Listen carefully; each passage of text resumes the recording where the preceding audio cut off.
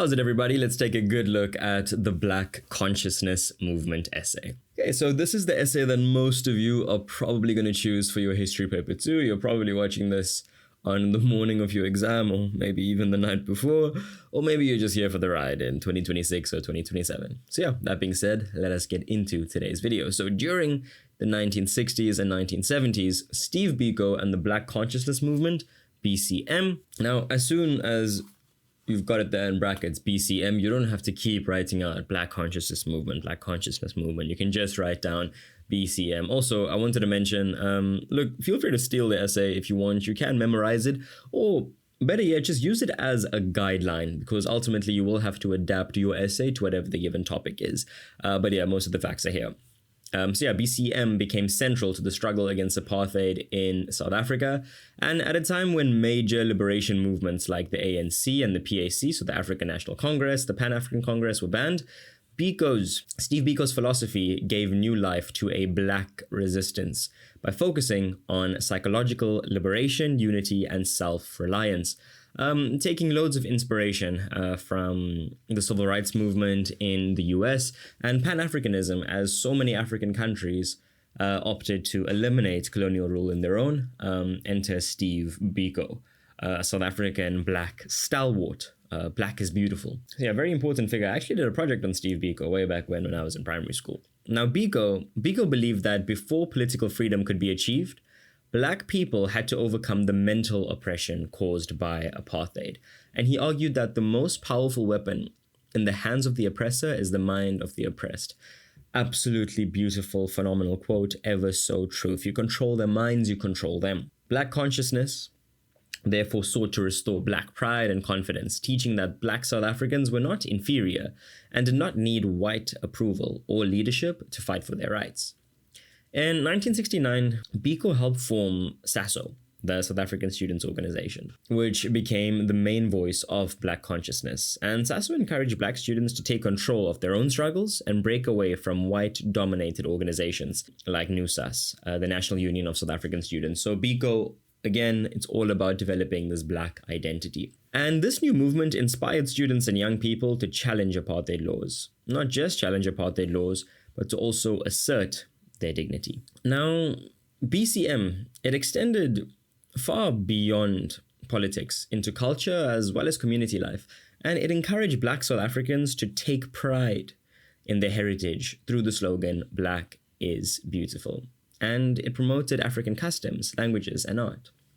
The movement, it also established self-help projects, such as health clinics and literacy programs, which aim to make Black communities self-reliant and independent from the apartheid system. So, Black Consciousness Movement not only sought to change, South African legislation, but also improve the socioeconomic situation of the average Black South African through education, through health clinics, impacting every major aspect of, one's life. And the government saw the BCM, the Black Consciousness Movement, as a major threat. Biko and other leaders, they were banned, they were detained and harassed. And despite this repression, ideas of Black consciousness, it spread through schools, churches, and youth groups. One of the most significant results of Biko's influence was the 1976 Soweto uprising, where students, they protested against the use of Afrikaans as a medium of instruction, so Afrikaans in schools to be learned, and many of the young leaders involved had been inspired by BCM's message of pride and resistance, Black identity. We are Black individuals, and we should be proud of who we are, of our ethnicity, of our background, of simply being Black, being African. That's all it was. Black is beautiful. So I've probably said the word Black like already 20 or 30 times in this essay. That's what it was about. Steve Biko wanted to correct all the societal malpractice that was the apartheid regime and put Black youth and Black people in general on the same political, economic, and social footing as their white counterparts. And Biko's arrest and death in police custody in 1977, it drew absolute international outrage because this, relatively peaceful figure, as to some extent he embodied some kind of satyagraha principles, that idea of peaceful resistance, civil disobedience, Mahatma Gandhi, Martin Luther King. And his death was crazy. He was absolutely bludgeoned to death. It drew international outrage.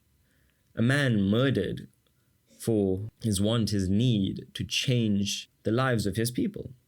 And his death made him a martyr. He died for what he believed in. And his ideas continued to influence later movements, such as AZAPO, so the Azanian People's Organization, and even the ANC in the 1980s. Look, I know Mandela was important, Ahmed Kathrada, Ruth First, all these important people.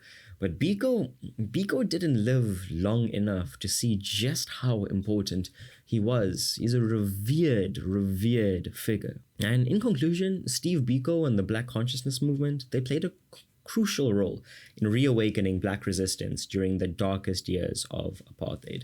Now, by promoting pride and unity and self-reliance, Biko empowered Black South Africans to believe in their own worth and to fight fearlessly for their own liberation.